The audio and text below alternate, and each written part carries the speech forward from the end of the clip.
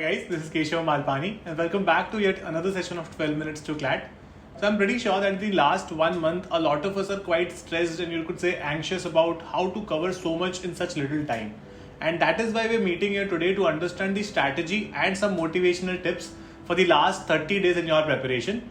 So for something I think a lot of your mentors would have told you about revision, about mock test and so on. So I will touch up upon that.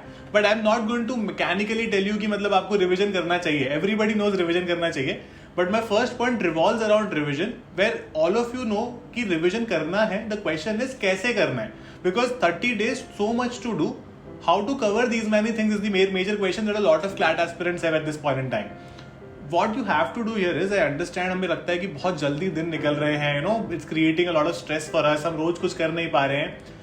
Make daily plans for the same. बस because क्या होता है ना, अगर आप पूरे महीने का प्लान बनाते हो ना कि मैं अभी थोड़ा सा जीके प्रैक्टिस कर लेता हूँ, उसके बाद मैं प्रैक्टिस सम इंग्लिश, बाद में मैथ्स कर लूंगा, दैट डजंट वर्क.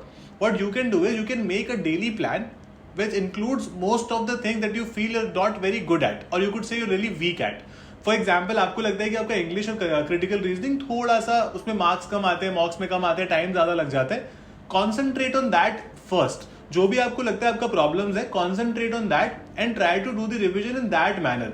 पर्टिकुलरली जब हम करंट अफेयर्स की बात करते हैं, I think a lot of you would know कि आप लोगों का शायद रिविजन बचा है, बैकलॉग बचा है, तो वो कवर करना is going to be your priority. Because exam में क्या होता है, the problem is not when you do not know certain things. The problem arises when you had studied certain things but you do not remember it in the exam. Now that creates a lot of problem and panic, and when you lose mark there, that creates a lot of difference between somebody who clears the exam and somebody who does not. So make sure कि जो चीजें आपने already एक बार पढ़ी है वो exam में ना आए, ऐसा नहीं होना चाहिए, right. Second most important thing is doing as many mock test as possible. जितना भी आपको टाइम मिलता है, you can do at least 3 mock test, 2 to 3 कर सकते हो, ठीक है. 3 कर लो तो ज्यादा अच्छा है in the last 1 month, because mock test करने से क्या होता है, एक प्रैक्टिस हो जाती है. We also tend to understand as to what kind of questions would be asked to us. तो हमको जब पता चल जाता है कि इस टाइप के क्वेश्चंस आएंगे, उसको कैसे डील करना है, कहां पर हमको ज्यादा टाइम लग रहा है, थोड़ा सा एक समझ ज्यादा बढ़ जाती है एग्जाम की. And you are able to do the final exam, the actual CLAT exam also like a mock test. Because आप इतनी प्रैक्टिस में होते हो ना, every alternate day if you are writing a mock test, आपको लगता है that actual exam is also like a mock test. So that helps you quite a lot. Also अगर आपको लगता है कि आपको सेक्शनल टेस्ट भी करने चाहिए because you are weak in certain subjects, और आपको लगता है कुछ सब्जेक्ट्स में आपको टाइम लगता है, आपकी एक्यूरेसी ज्यादा अच्छी नहीं है, तो आप सेक्शनल टेस्ट भी कर सकते हो. But a lot of students have told me कि उनको सेक्शनल टेस्ट करते टाइम उनको ज्यादा नंबर आ जाते हैं. फॉर एग्जाम्पल आपको लगता है क्रिटिकल रीजनिंग वीक है, तो क्रिटिकल रीजनिंग में आपके ज्यादा मार्क्स आ जाते हैं अगर आप सेक्शनल टेस्ट करो, बट वही चीज आके अगर फुल मॉक टेस्ट में करोगे तो वहां कम मार्क्स आ जाते हैं. इसका reason is my third point is a lot of anxiety that we have while doing the test and before and after the test. General preparation के साथ हम लोग बहुत ज्यादा ना रिजल्ट ओरिएंटेड लोग होते हैं सारे. हमको लगता है कि अगर अच्छा रिजल्ट नहीं आया तो क्या होगा, और इस चक्कर में भी फॉरगेट की जो प्रोसेस हमें प्रॉपरली करना है उसको कैसे करें. हम लोग जब भी पूरा मॉक टेस्ट कर रहे होते हैं ना, the reason for getting lower marks in the subject that you generally are little scared of is कि आपको लगता है बहुत सारे क्वेश्चंस करने एक साथ. So you take stress of all the questions. I mean हम लोगों को एक पॉइंट पर एक ही क्वेश्चन का स्ट्रेस लेना है और उसको जल्दी से जल्दी निपटाना है. तो एक पॉइंट पर one passage should be your concern while you are doing a mock test and nothing else. उसके अलावा बहुत सारे स्टूडेंट्स को ये भी लगता है कि अगर नहीं हुआ तो क्या होगा, मतलब पेरेंट्स क्या बोलेंगे, पिछली बार भी एग्जाम दिया था उस टाइम भी क्लियर नहीं हुआ था, इस बार भी अगर वैसा पेपर आ गया तो what will we do. And that is a very genuine concern. Guys see, एक बहुत सिंपल सी बात है, अगर आप बहुत अच्छा कर लोगे ना तो लोग आपसे, आपके लिए ज्यादा लोग खुश नहीं होंगे, वो सिर्फ जेलस ही होंगे आपसे, ठीक है. Only your parents are going to be happy. Just make sure कि आप ना सिर्फ खुद के लिए ही पढ़ रहे हो यहाँ पे. So something that you have to understand very clearly is if you clear the exam properly, ठीक है, people are not going to be very happy for you, ठीक है. अभी आपको बहुत लोग सपोर्ट कर रहे होंगे, आप कर रहे हो, a lot of expectations are there of you, but most of the people other than our parents and very close relatives or you could say some very good friends, most of them want you to fail only, ठीक है. ज्यादातर लोग हमारे लिए यही चाहते हैं. तो यहाँ पर जो ये एग्जाम क्लियर करना है ना, ये सिर्फ अपने लिए ही करना है. So every preparation, every hour that you are giving in is for you. बाकी लोगों की सोचने की जरूरत ही नहीं है ना. अगर आपने कर लिया तो it is going to be really good answer to people who actually doubted you. Another very important point, which is the fourth point that I'm today going to mention, and a lot of students kind of lack on this point in the last 1 month is, हम ना खुद पर भरोसा नहीं कर रहे हैं.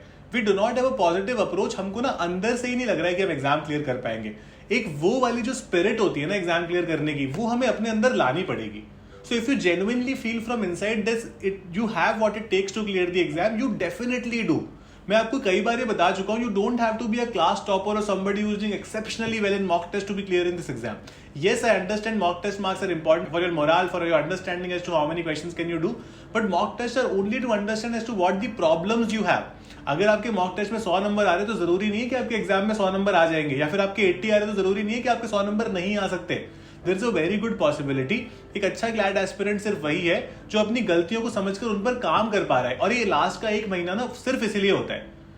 कई बार मैं बहुत सारे स्टूडेंट्स को देखता हूँ कि कुछ पर्टिकुलर सेक्शन को जब वो कर रहे होते हैं they get too emotional in the sense कि मतलब मुझे ये पर्टिकुलर आंसर आ क्यों नहीं रहा है. यहाँ पर क्या होता है ना, पेपर की रिक्वायरमेंट को नहीं समझ रहे हैं. वहां क्लैट ये नहीं देख रहा कि आप कितनी अच्छी इंग्लिश बोल लेते हो और कितने सारे इंग्लिश में आप मार्क्स ला रहे हो. क्लैट को सिर्फ ये मतलब है जो उसने 150 क्वेश्चंस दिए हैं ना, उसमें आप 120 मिनट्स में कितने सॉल्व कर पा रहे हो. That is the only concern. तो वहां पर अगर आपने इंग्लिश में एक पर्टिकुलरली बहुत ही अच्छा नंबर लिया और वहां पर ज्यादा टाइम देके इस वजह से आपने किसी और सेक्शन को मिस कर दिया जिसमें आपके क्वेश्चन आसानी से निकल भी जाते. We are making that mistake here.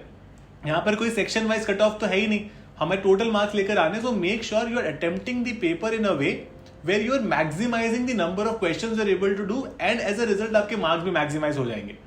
Keep a very positive approach and I'm definitely sure that all of you can make it. अभी obviously there are a limited number of seats, but अगर आप try करोगे ना, there is a very good chance कि आपका हो जाएगा because you are already there. It's just that को आपको खुद में belief लाना पड़ेगा. एक जब वो belief आ जाता है ना, जब वो spirit आ जाती है ना उस process का part बनने की, उस process को आगे बढ़ाने की in the last month, you are definitely able to do it. Past में क्या हुआ है, किसने क्या बोला है, कौन क्या बोलेगा after the result, that shouldn't matter to you. What matters to you is, are you true to your preparation? If the answer is yes, go ahead with it. If the answer is no, try to be true to your preparation and please go ahead with it. It is extremely important कि आप अपनी preparation कैसे कर रहे हो, चाहे कोई कुछ भी सोचे. अगर आप रूम में बैठे हो फोन लेकर और आप 10 घंटे पढ़ रहे हो, you're only fooling yourself, you're not fooling your parents or anybody there. ठीक है, आप सिर्फ खुद को फूल कर रहे हो. Try to concentrate. I think everybody is mature enough to understand कि हम लोगों को किस तरह से इस प्रिपरेशन को आगे बढ़ाना है, कैसे उसको स्लोली आगे बढ़ाना है, क्या हमारे वीक पॉइंट्स हैं. I am always here to help you. You can always write to me on email as well. मैंने आपको अपना ईमेल आईडी डिस्क्रिप्शन में दे दिया है. उसके अलावा I think you would know that I been teaching on Unacademy as well. जो भी स्टूडेंट्स हैं जिनको लगता है कि उनके बैकलॉग कवर नहीं हो रहे हैं, रिविजन बहुत ज्यादा करने को बजाय करंट अफेयर्स में, I have started certain courses where I am covering so many backlog in revision classes. उसमें आप आ सकते हो. You can take a quick subscription on Unacademy. You will get a 10% off using my code Malpani on all the subscription. You will get the description में आपको उसका link मिल जाएगा. उसके अलावा अगर आपको कोई भी और कंसर्न है, you can always mention in the comment box. Stay very motivated, very positive during the exam. Also I think since a Covid wave is going on, या फिर मतलब अभी कुछ ज्यादा लोगों को मतलब बीमारी हो रही है, and a heat wave is also going on in the country. Do not step out of the house unnecessarily because we cannot afford to lose 2 to 3 days also if we get sick. Eat fresh, eat healthy, don't eat junk food at this point in time. You only need to, you could say, 2 things आपकी priority होनी चाहिए इस point पर. Your practice, your preparation and your sleep. तो आप दिन में 6 से 7 घंटे सो सकते हो, टेक प्रॉपर स्लीप, बट उसके अलावा only and only preparation should be your concern. Stop asking your question now हमें दिन में कितने घंटे पढ़ना चाहिए. अब वो वाला क्वेश्चन खत्म हो गया लास्ट के 1 मंथ में. आपको जहां भी टाइम मिल रहा है नींद के अलावा, वहां पर आपको पढ़ना चाहिए, वहां पर हमको प्रैक्टिस करनी चाहिए. कई बार हमको लगता है कि बहुत ज्यादा पाइल अप हो गया और मतलब एक तरह से कह सकते हैं कि नहीं हो पा रहा है, आगे नहीं बढ़ पा रहे.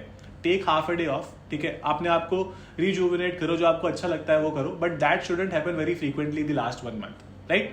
If you have any other question, feel free to mention in the comment box. That's it about the session from my side. If you like our sessions, please subscribe to our channel and press the bell icon, and don't miss any updates from us. Keep liking and keep following us like this. Thank you so much.